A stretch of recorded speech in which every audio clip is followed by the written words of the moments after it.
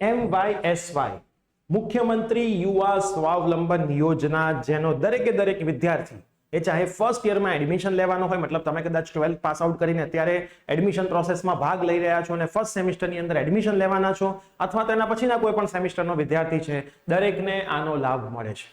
હવે આના માટે એપ્લાય કેવી રીતે કરવાનું છે, કેટલા ડોક્યુમેન્ટ્સની જરૂર પડશે, શું છે એલિજિબિલિટી ક્રાઇટેરિયા કે તમે આમાં એપ્લાય કરી શકો, અને એના પછીના વર્ષોમાં પણ જો તમારે આ સ્કોલરશિપ લેવી હોય તો એના માટેના પણ અમુક ક્રાઇટેરિયા છે. ઘણા બધા વિદ્યાર્થીઓને આના વિશે ખબર નથી હોતી, તો આ વિડીયો ખાસ જોજો અને તમારા જેવા બીજા મિત્રોને પણ શેર કરજો, જેથી MYSY નો લાભ લેવાનું કોઈ ભૂલી જાય નહીં. તો યસ દોસ્તો, મારું નામ છે પ્રિયેશ પટેલ, તમારું બધાનું હાર્દિક સ્વાગત છે પ્રિયેશ વિદ્યાપીઠ યુટ્યુબ ચેનલની ઉપર. સૌથી પહેલા તો MYSY માટે તમારે ગૂગલની અંદર સર્ચ કરવાનું છે. MYSY એની વેબસાઇટ આવી જશે mysy.guj.nic.in. એને આપણે ઓપન કરવાનું છે. જેવું તમે MYSY ની ઓપન કરશો તો આ તમારી વેબસાઇટ રહેશે, બરાબર. આ તમારી વેબસાઇટ રહેવાની છે, બરાબર. હવે અહીંયા એવું લખેલું છે કે 13/3/2024 અરજી કરવાની છેલ્લી તારીખ હતી, પણ તમારા માટે આ ચિંતા કરવાની જરૂર નથી. તમે જે ફર્સ્ટ યરમાં એડમિશન લેવાના છે એમના માટે ફરીથી આવવાનું છે. હવે આપણે થોડાક બધા ઓપન કરીએ નોટિસ બોર્ડના અને તમને આની માહિતી આપતા છીએ. સૌથી પહેલું આપણે ઓપન કર્યું છે એમની નોટિસ.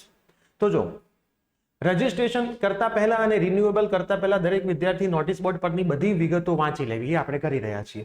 એના માટેનું એક ઓનલાઈન રજીસ્ટ્રેશન ફોર્મ તમારે ભરવું પડે અરજી કરવા માટે, બરાબર. એની તારીખો ખાસ તમારે જોવી પડે, એના માટે વેબસાઇટ જોતી રહેવી પડે. એ તો આપણે તમને કહીશું જ્યારે ફર્સ્ટ સેમિસ્ટર વાળા વિદ્યાર્થીઓ માટે આવશે ત્યારે, બરાબર.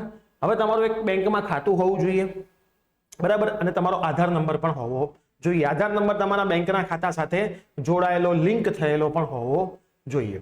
મુખ્યમંત્રી યુવા સામના અરજી કરવા માટે મામલતદાર, તાલુકા વિકાસ અધિકારીની કચેરીમાંથી કઢાવેલ માતા પિતાનું આવક દર્શાવતું, મતલબ ઇન્કમ સર્ટિફિકેટ પણ તમારે જોઈશે, જે તમે ઓલરેડી એડમિશન પ્રોસેસમાં TFWS માટે કઢાવ્યું હોય, બરાબર. તમે જે ડેટે કઢાવ્યું હોય ત્યાંથી 3 વર્ષ સુધી માન્ય હોય છે. મતલબ આની જ્યારે ડેટ્સ ઓપન થાય ત્યારે તમારે જોઈ લેવાનું કે ભાઈ જે તમે ઇન્કમ સર્ટિફિકેટ પેરેન્ટ્સનું છે એ 3 વર્ષ તો થઈ નથી ગયા ને, એનાથી વધારે વર્ષ થઈ ગયા હોય તો ફરીથી કઢાવવું પડે. પપ્પા ઓફ થઈ ગયા હોય તો પપ્પાનું ડેથ સર્ટિફિકેટ અને મમ્મીનું સર્ટિફિકેટ જોઈએ, બરાબર. મમ્મી પણ જો ઓફ થઈ ગયા હોય તો પપ્પા મમ્મીનો ડેથ સર્ટિફિકેટ, અને તમારે તો કોઈ ઇન્કમ સર્ટિફિકેટ હોય જ નહીં, બરાબર. 3 વર્ષ પૂરા થઈ હોય તો તરત જ નવું આવકનું પ્રમાણપત્ર તમારે કઢાવી લેવું પડે. ઓનલાઈન અરજી કર્યા બાદ દિવસ 7માં હેલ્પ સેન્ટર પાસે તમારે બધા ડોક્યુમેન્ટ વેરિફિકેશન માટે પણ જવાના હોય છે. હેલ્પ સેન્ટરનું લિસ્ટ પણ એ લોકો અહીંયા આપેલું જ હોય છે. તમે જો પહોંચો નહીં હેલ્પ સેન્ટર તો તમારી અરજી રદ થઈ જાય, ફરીથી કરવી પડે, એટલે હેલ્પ સેન્ટર જવું કમ્પલસરી છે. તમારે તમારો જ મોબાઈલ નંબર આપવાનો છે, જે આખા તમારા અભ્યાસક્રમના 4 વર્ષ દરમિયાન બદલાવો ના જોઈએ, કેમ કે બધી માહિતી SMS થી આવવાની છે, બરાબર. ચલો, હવે ફ્રેશ અરજી વાળાનું આવ્યું છે, એટલે તમારા માટેનું આવ્યું છે, બરાબર. અહીંયા 2023 લખ્યું છે, હવે 24 નું પણ આવી જશે. હજી સુધી નવી કોઈ અપડેટ આવી નથી, પણ તમારી બહુ રિક્વેસ્ટ હતી કે MYSY, એટલા માટે આપણે વિડીયો સરસ રીતે બનાવી રહ્યા છીએ, બરાબર. તમે પાસ આઉટ કરેલું હોય તો સૌથી પહેલા તમારે અરજી કરવાની થાય, બરાબર. રિન્યુએબલ તો આપણે આવતું જ નથી, બરાબર, પણ તમારે ભવિષ્યમાં રિન્યુએબલ આવશે, બરાબર. તો અત્યારથી ધ્યાન રાખી લેજો કે ભાઈ જો તમારે MYSY ને રિન્યુ કરાવી હોય તો તમારે શું ધ્યાન રાખવું જોઈએ, બરાબર. તમારા પરિણામ આવેલા હોવા જોઈએ, બરાબર. જો લખ્યું છે ઓનલાઈન અરજી કરવી અને હેલ્પ સેન્ટરમાં જે વિદ્યાર્થીને યુનિવર્સિટી કોલેજ દ્વારા પરીક્ષા મોડી લેવાના કારણે પરિણામ ના આવ્યા હોય, પરિણામ જ ના આવ્યા હોય, પરીક્ષા જ ના લીધી હોય, એટી આવી હોય, બરાબર, અને પરીક્ષા ના લેવાયેલ હોય, પરિણામ ના આવેલા હોય, પરિણામ ના આવેલા હોય, બધા કેસ લખ્યા છે, બરાબર. આપણે નીચે જવા દઈએ. ચાલો, હવે અહીંયા આવ્યું છે મોસ્ટ ઇમ્પોર્ટન્ટ. જો નાણાકીય વર્ષ 2020-21 આવકનું પ્રમાણપત્ર કઢાવેલ હોય તો નાણાકીય વર્ષ 22-23 3 વર્ષની માન્યતા પૂર્ણ થઈ હોય તાત્કાલિક કઢાવવું પડશે. જૂનું આવકનું પ્રમાણપત્ર માન્ય ગણાતું નથી, બરાબર. સેલ્ફ ડિક્લેરેશન અપલોડ કરે તો સંસ્થાના વડા પાસે. હવે આમાં ઘણી વખત કેવું છે કે મેં એવું સાંભળ્યું છે કે તમારી પાસે ધારો કે માની લો ઇન્કમ સર્ટિફિકેટ નથી, પણ તમે સેલ્ફ ડિક્લેરેશન ફોર્મ બી ભરો છો. ઘણી બધી કોલેજ આમાં સપોર્ટ કરે છે કે ભાઈ આપણી પાસે ઇન્કમ સર્ટિફિકેટ નથી, તો જે રિટર્ન ફાઇલ કરતા હોય એ પણ ચાલે છે. રિટર્ન ફાઇલ કરો અને સેલ્ફ ડિક્લેરેશન ફોર્મ ભરી દો, કોલેજનો સહી સિક્કો કરાવી દો એટલે ચાલે છે, બરાબર. મારી 3-4 કોલેજ સાથે આના માટે વાત થઈ હતી, તો આ વસ્તુ પણ ત્યાં થઈ શકે છે, પણ કોલેજનો એની અંદર સપોર્ટ હોવો જોઈએ, તો આ વસ્તુ તમારી ત્યાં થઈ શકે. હવે જો ક્રાઇટેરિયા શું છે, ધોરણ 10 ની પરીક્ષામાં 80 કે તેથી વધુ પર્સન્ટાઇલ હોય, બરાબર. પર્સન્ટાઇલ કેટલા કીધા છે? 80. ડિપ્લોમામાં હોય તો 65% કે તેથી વધારે ટકા હોવા જોઈએ. ધોરણ 12 વિજ્ઞાન પ્રવાહ કે સામાન્ય પ્રવાહ હોય તો 80 કે તેથી વધુ પર્સન્ટાઇલ હોવા જોઈએ. હવે વિદ્યાર્થીનો સવાલ થાય, સાહેબ સાયન્સના પર્સન્ટાઇલ, ઓલ ઓવર પર્સન્ટ, ગમે તે પર્સન્ટાઇલ બધું ચાલે છે, આવું મેં સાંભળ્યું, કેમ કે આ લોકો અહીંયા ક્લિયર લખતા જ નથી. ગમે તે 80% ઉપર જતા રહેશે તો ચાલશે. 6 લાખ સુધીની આવક, બરાબર, અહીંયા 6 લાખ સુધીની આવક લખેલી છે.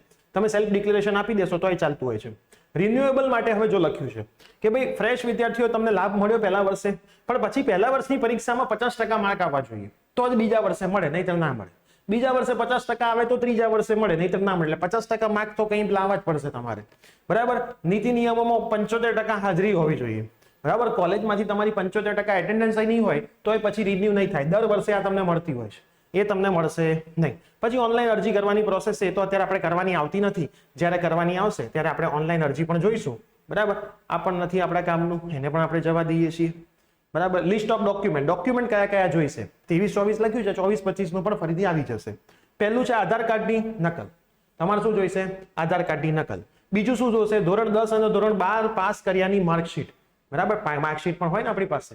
ત્રીજું ડિગ્રી ડિપ્લોમા અભ્યાસક્રમમાં પ્રવેશ મળ્યાનો પ્રવેશ સમિતિનો લેટર, મતલબ તમને પ્રવેશ મળશે એટલે તમારો એક લેટર જનરેટ થશે, એ લેટર. ટ્યુશન ફી ભર્યાની તમામ પહોંચની નકલ, કોલેજની ફીસ ભરી છે તો જ આ મળે, બરાબર, એની નકલ. સેલ્ફ ડિક્લેરેશન, બરાબર, અસલમાં. એના પછી વાલીનું પ્રમાણપત્ર, આવકનું, મામલતદાર કે તાલુકા વિકાસ અધિકારીનું સ્વપ્રમાણિત નકલ. પછી છે સંસ્થાના આચાર્યશ્રીનું સંસ્થાના લેટર પેડ પર પ્રમાણપત્ર. એના પછી હોસ્ટેલ પ્રવેશ હોય, જમવાની પહોંચ હોય તો એ. બેંકમાં બચત ખાતાની પાસબુકના પહેલા પાનાની સહપ્રમાણિત નકલ, મતલબ તમારી સાઇન હોવી જોઈએ. રિન્યુએબલ માટે બીજા ડોક્યુમેન્ટ્સ, પણ હાલ આપણે રિન્યુએબલની કોઈ વાત આવતી નથી. રિન્યુએબલ માટે મોસ્ટલી એ જ હોય છે, ખાલી એનું માર્કશીટ તમારી એક એડ થઈ જાય, બરાબર. પેન્ડિંગ અરજી આપણે કોઈ અત્યારે આવતી નથી, બરાબર. ઓકે, બસ. તો આ વસ્તુની માહિતીઓ બધી આપી છે. પછી ડોક્યુમેન્ટ તો આપણે કહી દીધું, ઠરાવોની યાદી, વેરીફાઈ, અરજી. હવે આની અંદર તમને મળવાપાત્ર શું હોય છે, બરાબર. તમને યા તો 50,000 રૂપિયા મળે, યા તો તમારી કોલેજની ફીના 50%. જે ઓછા હોય એ તમને મળે, બરાબર. હાલ પૂરતો તો આવો નિયમ હતો. હવે કોઈ નિયમ ચેન્જ થતો તો આપણે જો 100% કહીશું 50,000 અથવા તો કોલેજની ફીના 50%. જે સૌથી ઓછી રકમ હોય એ તમને અહીંયા મળવા પાત્ર હોય છે વાર્ષિક, બરાબર. પછી તમારા 50% આવે તો તમને ફરીથી મળે. આ રીતે આ વસ્તુ રિન્યુ થતી હોય છે. તો આ વિડીયો MYSY ના રિલેટેડ હતો. આઈ હોપ તમને બધી માહિતી મળી ગઈ હશે. 80% છે એટલા માટે કહેતા હોઈએ 12માં સારા માર્ક લાવો, તમને બેનિફિટ થશે, બરાબર. તો આ બેનિફિટ તમને મળવા પાત્ર હોય તો જ્યારે પણ ફોર્મ ખુલશે તો 100% વિડીયો બનાવીશું. ચેનલ સબસ્ક્રાઇબ કરી દેજો, બેલ નોટિફિકેશન પ્રેસ કરી દેજો, ઇન્સ્ટાગ્રામ હેન્ડલ ફોલો કરી લેજો. પ્રિયસર વિદ્યાપીઠના નામે છે એટલે એક પણ અપડેટ તમારી રહી જાય નહીં. તો મળીશું આવી જ કોઈ નવી અપડેટ સાથે. વિડીયો બધાને શેર કરજો. Till then by, take care.